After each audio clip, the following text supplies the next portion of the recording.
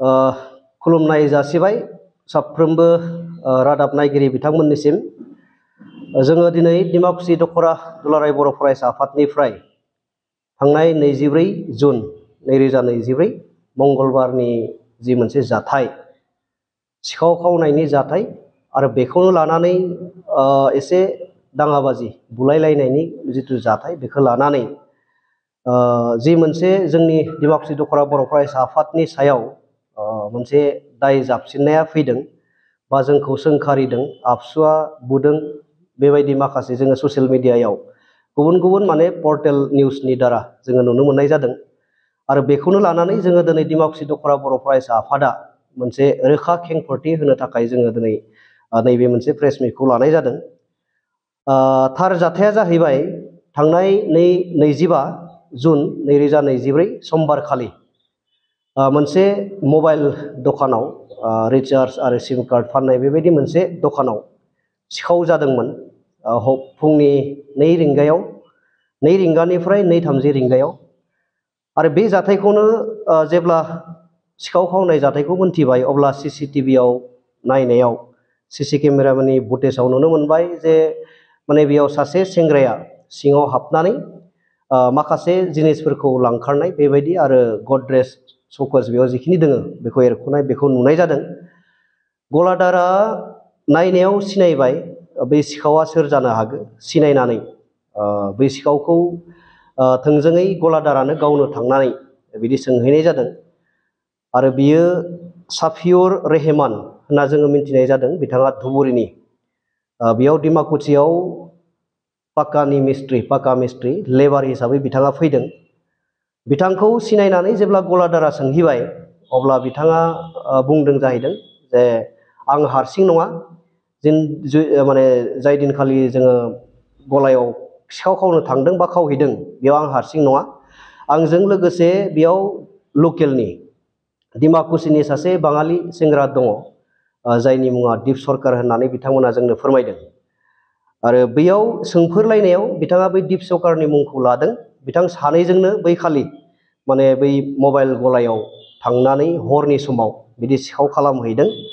आरो बेखौ मोनथिनानै बै गलादारा गावसोरनो फैनानै गावसोरनि गारियाव थिखोदों। आरो बैयाव हयथ' माखासे माने गलादारा ज' जादों आरो ज' जानानै बेयाव सोंनाय फिननाय बिसोर जालायलायदों। हयथ' बेयावनो बुलायलायनायबो जादों, जों बेखौ मोनथिया। आरो सोर खावदों सोर खावाखै बेबो जोंनि नलेजाव गैयामोन। जेब्ला बिथांमोना मोनथिबाय बिथांमोनानो खावदों होननानै साफिउर रेहमान आरो दिप सरकार, अब्ला बिथांमोना गावसोरनि गारिखौ लानानै साफिउर रेहमानखौ लोगोआव लाफानानै दिप सरकारखौ लायदों जाहैदों। आरो बिनि उनाव बिथांमोना आं दहायनो बुंबाय माने जायनोखि गलादार, बै गलादारा जेब्ला सिखावखौ प्रुफ जाबाय, सिनाय मोनबाय, अब्ला बिथांमोना गावसोरनि गारिखौनो लांनानै बै माने दिप सरकारखौ साफिउर रेहमानखौ लोगोआव लांफानानै, जिहेतुके बियो बिनि लोगो, बेखायनो साफिउर रेहमानखौ लोगोआव लांफादों जोंनो मिथिनाय बायदिबा।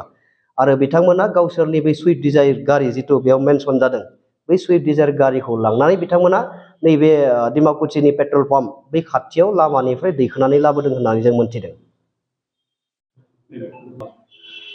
नायदो बिथाङा हयथ' मिन्थिस'वाखै आरो बिथाङा जों मिन्थिनायाव बिदि बायजोआवबो ओंखारा। आबसुआ मा मावदों मा मावाखै बिथांनियाव हयथ' एसेबां बिदि गियान गैया। आरो डिमाकुसि आबसुनि मावथिफोरखौबो बिथाङा सिनायजोबा। बिथांनाव हयथ' मोनसे इनफरमेसना सहैदों जे नोंथांनि फिसालाखौ आबसु अफिसाव लांनाय जादों। आरो बिथाङा थोंजों एबसु अफिसाव फैनानै जायखौनो मेखौनो नुदों बेखौनो एबसुनि वार्कार होननानै सानदों आरो बेखाय हयथ' बिथाङा बुंदों। दा नैबेयाव बिटिआरआव सान्थि फैनाय होननाया, बिटिआरआव सान्थि फैनायनि बाथ्राखौ बुङोबा बेयाव एबसुखौनो नाम लाग्रोनांगोन होननानै जोंबो सानो। आं डिमाकुसि हिसाबै बुंगोन, डिमाकुसियाव सान्थि फैनायनि एकमात्र खारनानो जाबाय एबसु, दुलाराय बर' फरायसा आफादा। डिमाकुसिया मोनसे ओरैबायदि मोनसे ओनसोल, बेयाव गासैबो जनगोष्ठीनि सुबुंफोरा दोङो, जनजातिनि माने माहारिनि सुबुंफोरा थायो। दा बेखायनो बेयाव बेबायदि मोनसे मा होनना बुंगोन, बयबो हारिनि सुबुंफोर थानाय बे मोनसे ओनसोलाव सान्थि फैनायनि एकमात्र खारन बा आन्दोआव दुलाराय बर' फरायसा आफादनि माखासे खामानि मावनायफोरनि गोबां बिहोमा दं। दिनै डिमाकुसि टाउनखौनो नायोबा बेयाव जेसेबांखिनि बेपार बानिज्य खालामो डिमाकुसियाव मोनसे बिराद गिदिर बाजार जायो। बेयाव माने मैक्सिमाम मानसिया जोंनि मानसि नङा, बिसोरनि मानसि। दा एसेबां सान्थि बिथांमोना बेपार बानिज्य खालामनो मोनगासिनो दं। दिनै उदाङै बिथांमोना बेरायनो हायो। मोनसेबो बिदि माने गिनांगौनि बिदि माने कारनानो गैया दिनै। आरो जेब्लानो बिथांमोननि सायाव सोरबाया मालाबा जोंनि मानसियानो होन बा दस्रा मानसियानो होन, सोरबाया जौ फेनानैनो होन बा माबा खालामनानैनो होन, जुदि माबा मोनसे नांलायनाय बा बुनाय बिदि खालामोबा एबसुआ थोंजों थांनानै बिथांमोननि जानानै जोङो माने बिसार खालामनाय मानाय खालामो। दा दिनै बिथांमोना बिराद माने गोजोनाव दङ, बिराद गोजोनाव दङ। दा बेखायनो जों खावलायदों दिनैथ' बेबायदि एसेबांखिनि माने मा होनना बुंगोन दाङाबाजि बिदि जासोआखै, गोजोना दङ।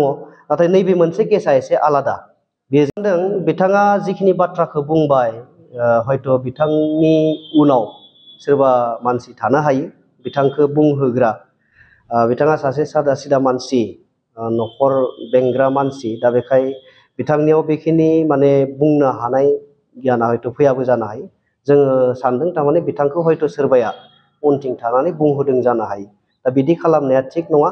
जोङो बयबो गोरोबलायनानै थानोसो लुबैयो, जाहाथे जोंनि गेजेराव बेबायदि हारियारि दाङाबाजिया जाया। बेफोरखौनो लानानै जों बेखौ अरायबो हास्थायो।